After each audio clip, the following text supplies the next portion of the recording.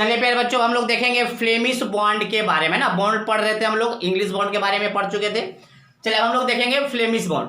तो देखिए प्यारे बच्चों, फ्लेमिश बॉन्ड में क्या होता है। इंग्लिश बॉन्ड में हमने क्या बताया था कि ईच कोर्स जो है, एक कोर्स आपका सिर्फ स्ट्रेचर का होगा तो दूसरा कोर्स की सिर्फ हेडर का होगा।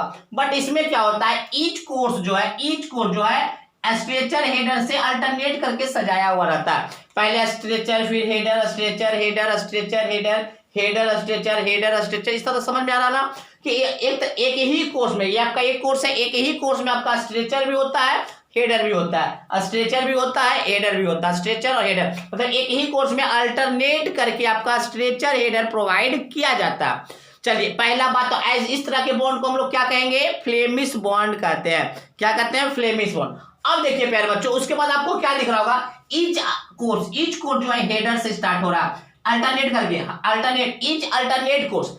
पहला कोर्स छोड़ दिए, दूसरा कोर्स देखिए हेडर से है, तीसरा छोड़ दिए तो चौथा फिर से हेडर से है, पांचवा छोड़िए तो छठा फिर से आपका हेडर से स्टार्ट हो रहा है। मतलब ईच अल्टरनेट कोर्स जो है क्या चीज से स्टार्ट होता है, हेडर से स्टार्ट होता है। अगर हेडर से स्टार्ट हो रहा है तो पहला हेडर जो है वो क्वेनियन हेडर कहलाता है। बात समझ में आ गया। चलिए नेक्स्ट क्या है प्यारे बच्चों, इसका जो अपीयरेंस है, जो दिखावट है, वो आपका इंग्लिश बॉन्ड की तुलना में अच्छा होता है। दैट मीन्स इसका अपीयरेंस जो है, appearance of Flemish bond is better than English bond. तो चलिए पहले बच्चों इसी बात को हम देखते हैं।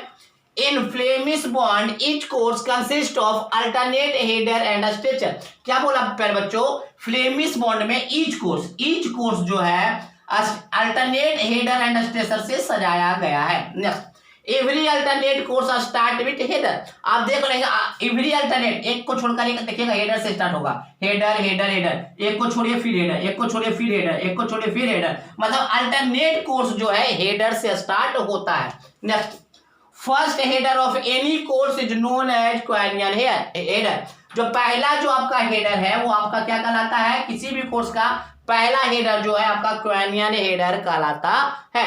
अब देखिए पहले बच्चों हम क्या बोले, appearance of Flemish bond is better than English bond. English bond की तुलना में फ्लेमिश बॉन्ड का जो अपीयरेंस होता है वो अच्छा होता है। चलिए इसको नोट डाउन कीजिए। अब हम चलेंगे अगले टाइप्स ऑफ बॉन्ड की तरफ।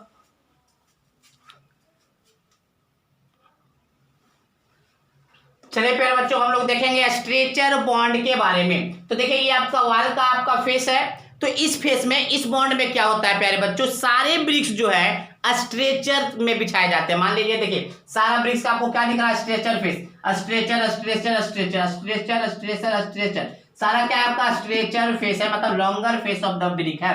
अगर इस प्रकार से बॉन्ड बनाए जाते हैं जिसमें सिर्फ आपको स्ट्रेचर फेस ही दिखाए जाते हैं, इस प्रकार के बॉन्ड क्या कहलाते हैं, स्ट्रेचर बॉन्ड कहलाते हैं। इसको कभी कभी हम रनिंग बॉन्ड भी कहते हैं या स्ट्रेचिंग बॉन्ड भी कहते हैं। बात समझ में आया।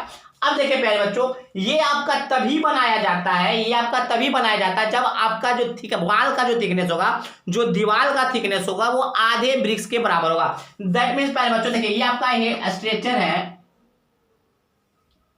तो ब्रिक तो इस प्रकार से होंगे प्यारे बच्चों। तो इधर देखिए, इधर जो थिकनेस हमेशा होगा जो 9 सेंटीमीटर ही होगा ना, कि आप इधर स्ट्रेचर लगाए इधर हमेशा क्या होगा 9 सेंटीमीटर। तो ये जो ब्रिक्स जो है, ये जो बॉन्ड है हमेशा हाफ ब्रिक थिकनेस के लिए बनाया जाता है। जो थिकनेस होता है उसका हाफ मतलब 9 सेंटीमीटर के लिए बनाया जाता है। इसका थिकनेस क्या होता है हमेशा, जबकि इंग्लिश बॉन्ड और फ्लेमिश बॉन्ड में ऐसा नहीं था, वो फुल ब्रिक्स के लिए बनाया जाता है। आपका स्ट्रेचर बॉन्ड जो है किसके लिए बनाया जाता है, हाफ ब्रिक्स के थिकनेस के लिए बनाया जाता है। आपको समझ में आ रहा होगा, ये इधर स्ट्रेचर है तो जो थिकनेस होगा वो तो 9 सेंटीमीटर होगा, और 9 सेंटीमीटर को क्या माना जाता है, हाफ ब्रिक थिकनेस। ठीक है। चलिए अब देखिए पहले बच्चों, इसका कैविटी वाल के लिए भी यूज किया जाता है। कैविटी वाल आगे आपको समझ में आएगा, बस जानिए कि कैविटी वाल में इसका यूज किया जाता है। ठीक है ना। तो देखिए क्या लिखा हुआ है प्यारे बच्चों, in this type of arrangement, मतलब स्ट्रेचर बॉन्ड में क्या होता है arrangement, all bricks are laid as stretcher. सारे ब्रिक्स स्ट्रेचर के फॉर्म में बिछाए जाते हैं, रखे जाते हैं। लेड माने रखना, बिछाना। तो ऑल ब्रिक्स कैसे बिछाए जाते हैं, स्ट्रेचर फॉर्म में बिछाए जाते हैं। This bond is also known as stretching bond और रनिंग बॉन्ड। पहले बच्चों फ्लेमिश बॉन्ड स्ट्रेचर बॉन्ड को स्ट्रेचिंग बॉन्ड या रनिंग बॉन्ड भी कहा जाता है। It is commonly adopted in the construction of half brick thick.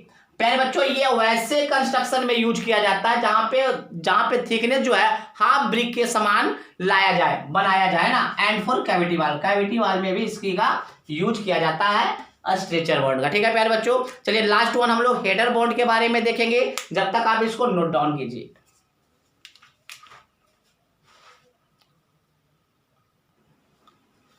चलिए प्यारे बच्चों हम लोग देखेंगे हेडर बॉन्ड के बारे में। तो हेडर बॉन्ड में क्या होता है कि सारा फेस, जैसे स्ट्रेचर बॉन्ड में क्या बताए थे कि सारा स्ट्रेचर फेस की ओर बिछाया जाता है, इसमें क्या होता है सारा फेस आपका हेडर की ओर बिछाया जाता है। देखिए header header header, each course जो है, ईच कोर्स का ईच ब्रिक जो है आपके हेडर से बिछाया जाता है। अब देखिए अगर इसके थिकनेस के बारे में बात है, अगर इधर हेडर है प्यारे बच्चों तो इधर पक्का है, इधर तो पक्का है प्यारे बच्चों, ये क्या होगा इस यहाँ इधर क्या होगा प्यारे बच्चों, थिकनेस का अगर बात करें तो फुल ब्रिक इसका थिकनेस क्या हो जाएगा 19 सेंटीमीटर होगा या नहीं। तो ये जो है फुल ब्रिक थिकनेस के लिए सुटेबल होता है।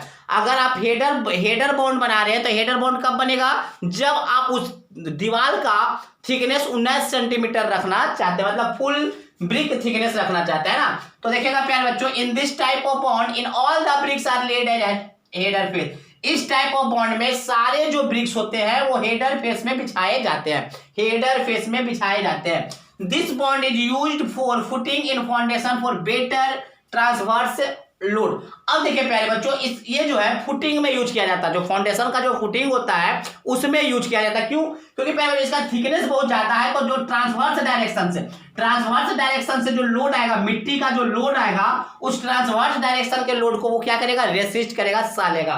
तो यही बात लिखा हुआ है, this bond is used for footing in foundation for better transverse distribution of load. ठीक है ना। अब देखिए प्यारे बच्चों, this type of bond is useful for construction of full brick thick. पहले ही बता चुके हैं कि इसका जो थिकनेस होगा फुल ब्रिक थिकनेस के बराबर होगा। तो यही लिखा हुआ है कि this type of bond is useful for construction of full brick thick. ठीक है, चलिए इसको नोट डाउन कीजिए। तो ये हमने पढ़ा प्यारे बच्चों बॉन्ड के बारे में, है ना, कि कौन कौन से तरीके का बॉन्ड यूज किया जाता है ब्रिक्स मैसोनरी में। ठीक है प्यारे बच्चों, तो चलिए इसको नोट डाउन कीजिए।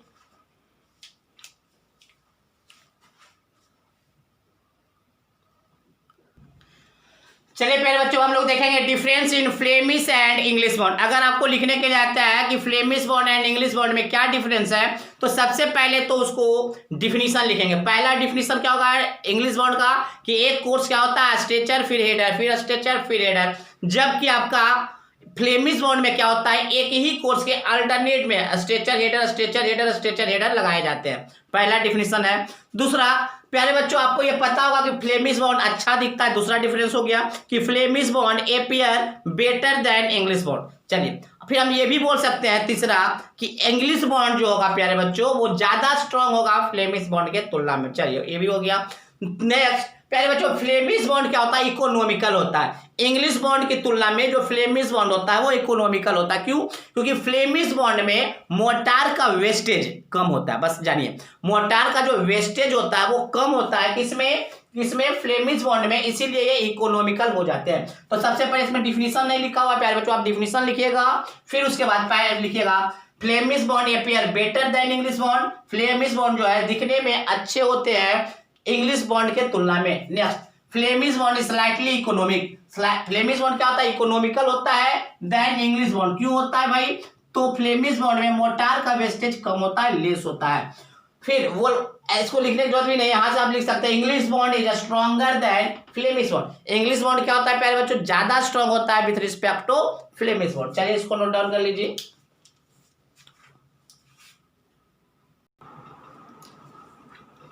तो प्यारे बच्चों आज हम लोग पढ़े बॉन्ड के बारे में, है ना, कि बॉन्ड होता क्या है, बॉन्ड कितने प्रकार के होते हैं, किसको कौन सा बॉन्ड कहा जाता है, उसका डिफिनीशंस क्या है, सबसे स्ट्रॉन्गेस्ट बॉन्ड कौन सा है, सबसे अच्छा अपीयरेंस वाला बॉन्ड कौन सा है ना, आपका स्ट्रेचर बॉन्ड कब यूज किया जाता है। तो इन सारी बातों पे हम लोग चर्चा की है ना। इंग्लिश बॉन्ड और फ्लेमिश बॉन्ड में क्या डिफरेंस है उसके बारे में भी चर्चा की है। अब हम अगली क्लास में पढ़ेंगे प्यारे बच्चों streaking and racking of joints. क्या पढ़ेंगे, streaking and racking of joints. थोड़ा सा बता देते हैं streaking and racking of joint होता क्या है। मान लीजिए प्यारे बच्चों ये आपका दीवार है ये,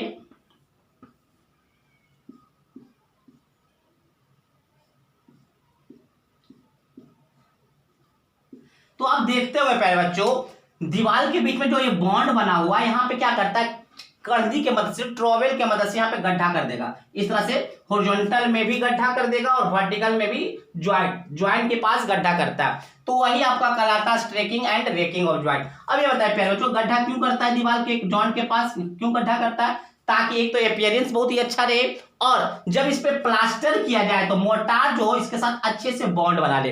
दो ही कारण से स्ट्रेकिंग एंड रेकिंग किया जाता है। पहला तो ये कि दिखने में अच्छा हो जाएगा प्यारे बच्चों, जब हम स्ट्रेकिंग एंड रेकिंग करते हैं, जब करनी के मदद से इसको थोड़ा सा काट देते हैं तो ज्वाइंट को, तो दिखने में भी अच्छा लगता है, और जब प्लास्टर करते हैं तो प्लास्टर मोर्टार और ब्रिक के बीच में अच्छा बॉन्ड भी बनता है। तो इसके बारे में हम चर्चा कल करेंगे। लिफ्ट एंड लेड के बारे में चर्चा करेंगे, requirement of good brick work के बारे में चर्चा करेंगे। तो बहुत सारी चीजों के बाद चर्चा अगले क्लास में पढ़ेंगे। आज के लिए बस इतना ही। Thank you.